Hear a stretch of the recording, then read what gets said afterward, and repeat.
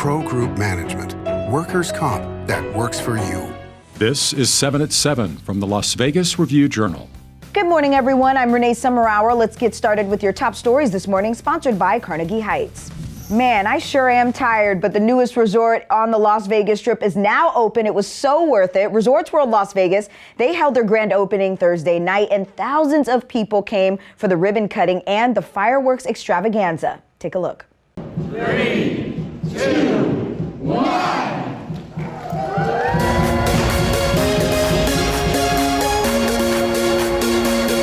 Came out of the pandemic, we're getting better. We're not finished yet, but we're getting better.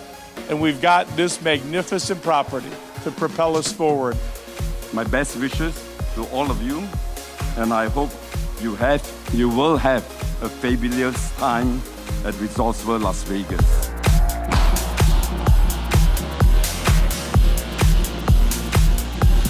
We'd like to proclaim today Resorts World Las Vegas Day throughout Las Vegas and the entire Las Vegas Valley.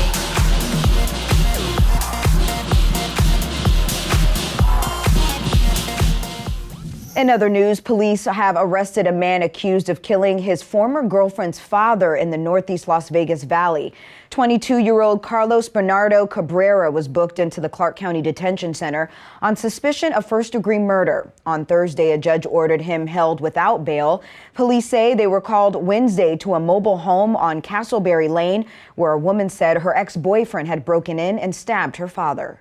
Two gun rights advocates were tricked into speaking at a fake high school graduation at the Las Vegas Festival grounds. The group changed the posted video clips of former NRA President David Keene and former Department of Justice advisor John Lott speaking to rows of empty chairs.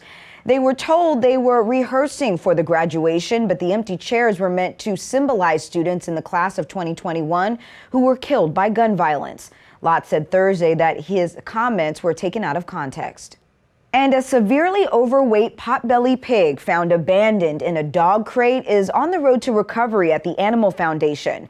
Her rescuers are calling her Cupcake. She's about 3 years old and weighs 175 pounds, nearly 30 pounds overweight. She hasn't shown any signs of any type of health issues.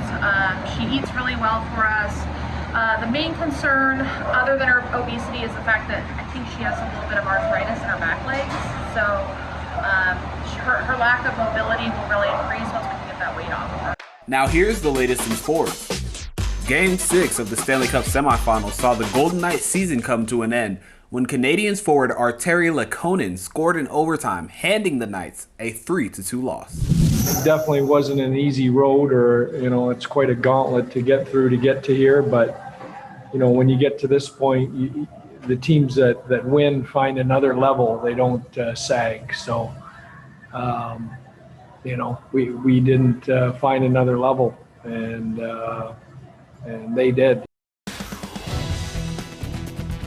Now let's take a look at your local weather forecast, sponsored by 1 Hour Air. No matter the season, no matter the reason, 1 Hour Air is here for you. Happy Friday, everyone. Temperatures are on the rise for the weekend. Expect today's highs to be around 101 degrees with light winds, lows in the 80s for your evenings. For the weekend, we'll hit 108 by Sunday, but expect sunny and hot temperatures all weekend. 110 by Monday, but showers and thunderstorm chances are forecasted for the entire work week. Evening lows in the mid to upper 80s. In your business news, sponsored by Bank of Nevada, Bank on Accountability, it looks like Resorts World's grand opening is perfect timing. As a new report says, our city's tourism industry is expected to surge this year. Review Journal's Jen Ah explains. Good morning, Jen. Good morning, Renee. This report by UNLV Center for Business and Economic Research predicts visitor volume in Southern Nevada will climb by 57% this year, then another 13% in 2022. However, the report added one major concern, and that is the possibility of another wave of COVID cases that could stall this anticipated big comeback. They're expecting hotel occupancy, visitor volume, gambling revenue, all that stuff. All of it's going to climb substantially this year and also climb in 2022, although not as much. Now, here is a chart of Las Vegas's jobless rate, which peaked at 33% last year and is now at 7.8%, a lot better. However, experts say it will most likely take another year for the convention industry to bounce back to normal. Renee? Thank you, Jen. In your health news, sponsored by 4M Dental, Love Your Smile Again, a World War II veteran and self-made millionaire who became a gym rat later in his life has died. Joseph Rosa was 105 years old. A decade ago, a hit-and-run accident left him with a broken back and a broken leg. Doctors feared he would never walk again, but he joined a 24-hour fitness gym and was back on his feet within 4 months.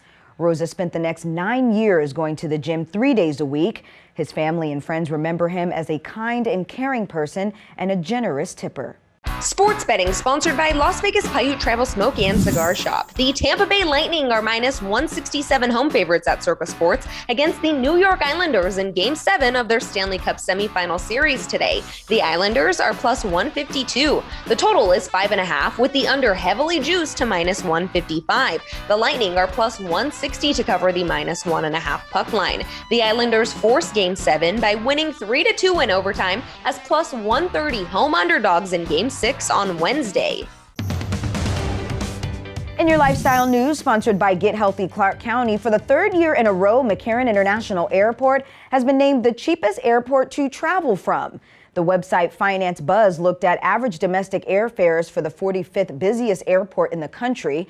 McCarran topped the list with an average fare of just under $210 in 2020. That's about $33 cheaper than the previous year. Fort Lauderdale in Florida was second on the list, followed by Orlando, Chicago Midway, and Oakland International. In your entertainment news, sponsored by DiscoverYourNevada.com, brought to you by Travel Nevada, a pop-up tiki bar is proving so popular that it's been extended for another month. Ellis Island says its Island at Ellis pop-up had been set to close on July 4th, but now it will remain open through August 1st. The pop-up occupies the second floor of Ellis Island's front yard. And families battling childhood cancer were joined for a virtual trivia night by First Lady Jill Biden, members of the Las Vegas band Imagine Dragons, and Super Bowl winning coach Tom Coughlin. The trivia night is co-hosted by the Tyler Robinson Foundation. Thank you for watching 7 at 7 a.m. I'm Renee Summerhour. If you have Amazon Fire TV, search Review Journal to download our channel. Watch Las Vegas breaking news streaming live on your OTT device. We'll be back here later today for 7 at 7 p.m. From all of us here at the Las Vegas Review Journal, happy Friday. Review Journal Studio, sponsored by Adam Kuttner. Get the maximum settlement as quickly as possible. This 7 at 7 update, sponsored by Pro Group Management. You're watching 7 at 7 from the Las Vegas Review Journal.